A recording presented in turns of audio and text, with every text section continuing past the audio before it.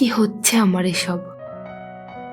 যেন তুমি ছাড়া জগতে কোনো মানুষ নেই, কোনো কবি নেই, কোনো পুরুষ নেই, কোনো প্রেমিক নেই, কোনো হৃদয় নেই।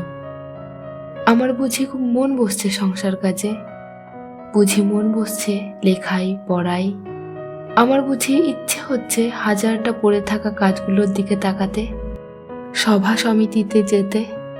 অনেক হয়েছে ওসব, এবার অন্য কিছু হোক, অন্য কিছুতে মন পড়ে থাক, অন্য কিছু অমল আনন্দ দিক। মন নিয়েই যত ঝামেলা আসলে। মন কোনো একটা জায়গায় পড়ে রইল তো পড়েই রইল। মনটাকে নিয়ে অন্য কোথাও বসন্তের রঙের মতো যে ছিটিয়ে দেব তা হয় না। সবারই হয়তো সবকিছু হয় না, আমার যা হয় না তা হয় না। তুমি কাল জাগালে, গভীর রাত্রিরে ঘুম থেকে তুলে প্রেমের কথা শোনালে। মনে হচ্ছিল যেন স্বপ্ন দেখছি। স্বপ্নই তো, এ তো একরকম স্বপ্নই।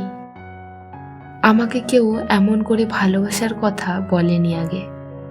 ঘুমের মেয়েকে এভাবে জাগিয়ে কেউ চুমু খেতে চায়নি। আমাকে এত আশ্চর্য সুন্দর শব্দগুচ্ছ কেউ শোনায়নি কোনোদিন। এত প্রেম কেউ দেয়নি। এমন ভেঙে চুরে ভালো কেউ বাসেনি। তুমি এত প্রেমিক কি করে হলে? কি করে এত বড় প্রেমিক হলে তুমি? এত প্রেম কেন জানো? শেখালো কে? যেরকম প্রেম পাওয়ার জন্য সারা জীবন অপেক্ষা করেছি, স্বপ্ন দেখেছি, পাইনি। আর এই শেষ বয়সে এসে যখন এই শরীর খেয়ে নিচ্ছে 101টা অসুখ পোকা, যখন মরে যাব, যখন মরে যাচ্ছে, তখন যদি থোকা থোকা প্রেম এসে ঘর ভরিয়ে দেয়, মন ভরিয়ে দেয়, তখন সবকিছুকেই স্বপ্নই তো মনে হবে। স্বপ্নই মনে হয়।